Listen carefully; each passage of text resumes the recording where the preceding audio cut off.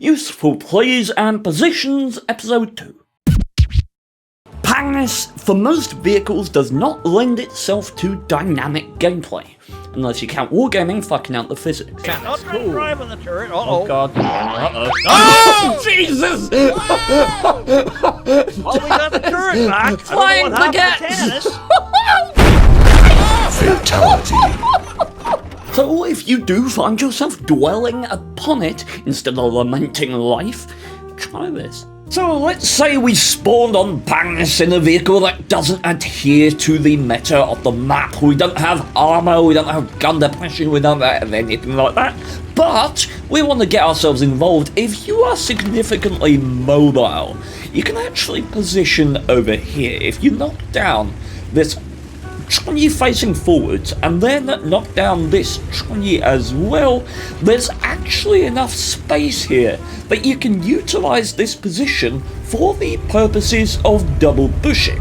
Like, reverse until the bushes are both opaque, and then you just fuck up your good friend Peabody before he even knows what's going on.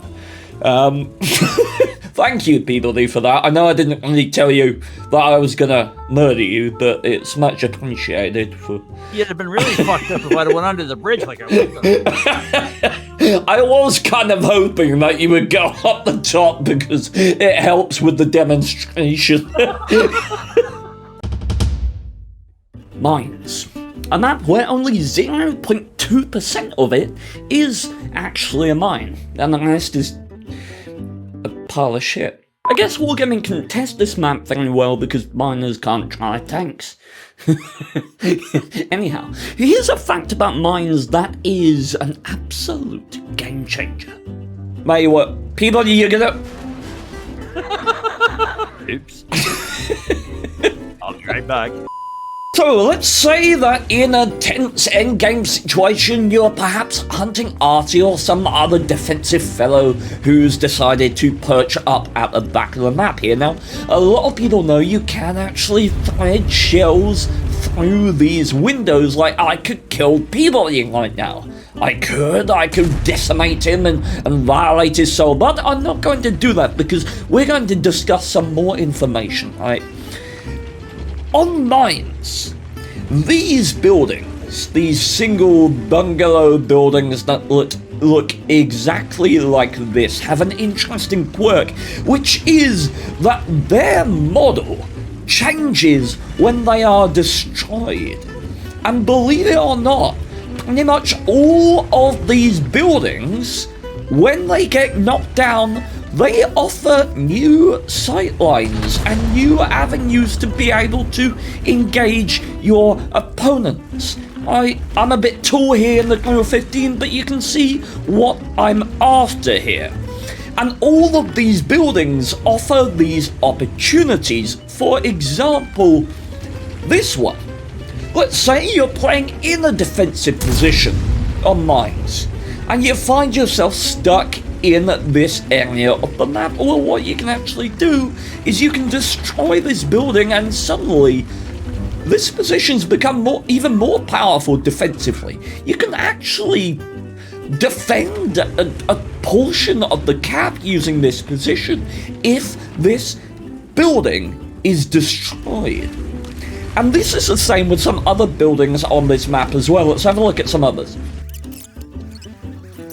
So this building, now destroyed, allows you sneaky shots. As does this one. You can see I can't shoot through it, but if I rub up against it like I'm very, very aroused, suddenly the model changes and now I can actually shoot through it. This applies to all instances of these types of buildings on the mines map, and it's something that can really take people for a loop if you have decent knowledge of how these buildings work. So add it to your bag of tricks because goddamn it's useful. Himmelsdorf is a map that's been in the game longer than your mum has been wearing cotton underwear. So what could go undiscovered? Well, undiscovered may be a stretch, but I do believe there are positions on this map so seldom utilised that they may indeed actually be largely unknown at this point. So on Himmelsdorf, the courtyard is one of the least utilised areas of the entire map, but in spite of that, it pays to know the nuances of this particular area. For example, in this corner, you can actually traverse up and through these areas with not too much hassle. Well, you could in a shorter tank. I'm gonna go this way now, like that's what I was intending. But yeah, there are opportunities. It's sort of like a three-way option. If you're in a shorter tank, you can make your way up and over this area and through this destructible cover as another way to exit the middle. You can also do that on the opposite side. Let's have a look at that.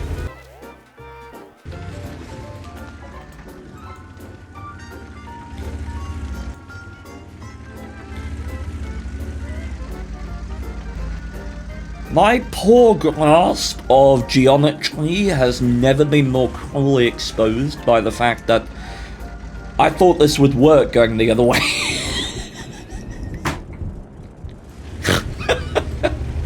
Ah, fuck. And now we go straight up here and straight out. Fairly simplistic. That one, I believe, is far more well known. So, right now, I've got my good buddy Peabody cosplaying as a light or a medium. I don't think anyone's expecting Artie to be there, but what we can do, let's say someone's in that position and you find it annoying, you're stuck here because of crossfire from the hill, and you want to deal with this fellow without allowing him to shoot you in the face. Well, what can you do? Well, I'll tell you, right? You can pull back here, and oh my, hello there, good night! That position is normally blocked up by a bit of destructible cover, but not only can you shoot through that cover if you know where the window is, but once you do once, it becomes a much clearer shot, and you can utilize that position to really annoy some people, and that's just, I mean, plus 2 points. Berlin has recently seen some changes. Is there anything new we can point out? Yes. Okay, so with this reworked flank, if you are occupying this position, which I can only imagine will be quite popular, there is actually an avenue of fire through here that you can get sneaky shots onto people like my good friend Peabody as he's roaming and trying to advance on that side. It's a very sneaky shot, but it's one that's well worth appreciating. Okay, so let's say there's some dastardly fellow over there capping your base. It's a dastardly AMX 1357. It's actually attempting to cap its own base, but we won't hold it against it. It's Canadian. So I swear to fucking God, man, if we were in armored warfare, I would eat you alive.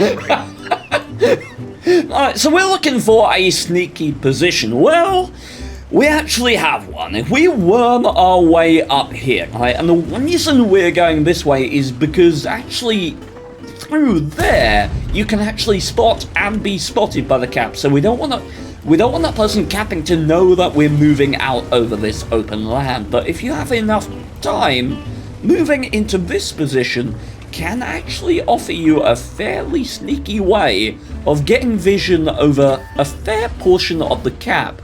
How I have actually been spotted without being able to see people there, I can only assume it's because he's behind that little tree there.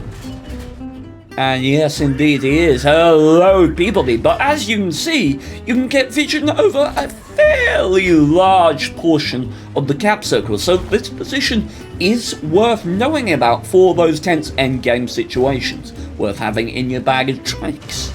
So on Berlin, previously in this heavy tank fight, there was a spot here where you could shoot at around Peabody's position, right? Anyone poking around there, you could actually sit here and it's a very conservative position to shoot at the enemy. Now, this position is actually completely blocked up by a new piece of cover that's been put here. So, if you were a fan of this position, as I was, now I'm afraid you can't use it.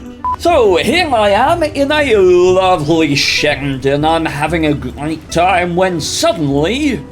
oh no, the cap siren has gone off. How will I defend another open now cap circle? Well, people don't seem to appreciate on this map the value of this position. And that's probably because it is largely pointless. There aren't many times when this position is actually useful, other than for base defense. Because actually, this land right here is really useful for being able to interrupt a cap. You can see how well I'd be able to go hold down and work against pretty much the entirety of the cap circle. And even if Peabody decided to hide behind these trains because he thought maybe I was going to interrupt the cap from that position, so he's going to gallivant over there and take cover just on the edge of the cap circle there behind those trains. Well, believe it or not, unfortunately for our good friend Peabody, those trains actually offer no cover whatsoever. They are completely destructible, just like any other destructible cover. I know you've been betrayed by public transportation, Peabody. I've been betrayed.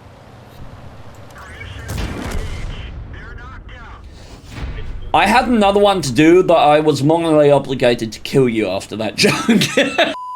Alright, so people underestimate the value of this position when it comes to base defense, especially if you have someone working with you, right? If you have someone else going up and spotting the cap, you are capable of spotting the cap yourself. And to be honest, even if I wasn't sure where exactly Peabody is, there's startlingly few options where he could be, where I can spot him with the view range that I have. But the reason I like this position is primarily because you can pull forward, you can spot, and then you can pull back out of render distance. And there are a few positions where you can literally pull back while still having shots over the entirety of the cap circle. You can pull out of render distance. It is a thoroughly powerful position for base defense, and it's something worth considering late stage in the game, especially if you're in a platoon of 2 or 3 and you can perch someone up on this position for the purposes of defending a cap circle, because it really is a lifesaver in those endgame situations. Clue where he is either. I cannot see him. Indeed, and I just noticed actually that this position is fairly sexy. Like, goddamn, you can actually use that tree if it's still standing as perfect cover. That is wonderful. Reverse up this hill, get the foliage of this tree between you and your opponent, and bingo, bango, bongo, shut them down, and then fucking obliterate all your modules. Holy shit. People, let me tell you, I fucked myself right up after that. Ladies and gentlemen, anything in between, thank you kindly for watching episode 1. You can find in the description on the outro screen, you have a Learn World of Tanks playlist, and you have a Strange Shenanigans playlist where you can see stuff like this. Choo choo, motherfuckers! I hit right track.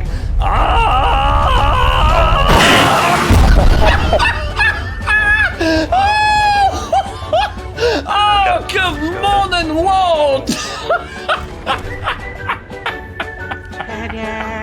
Wow. Subscribe for more videos like this, do like the video if you enjoyed it, and farewell. Master of variety, creator of the classiest society, and nothing can beat him but the Tiger P, he's always delivering. That is no dystonia, his hands are calm. That is wargaming shivering, strong like a Range Rover, hot like a flamethrower. He'll beat your chieftain in the talk, game over. Raping games and KV trains.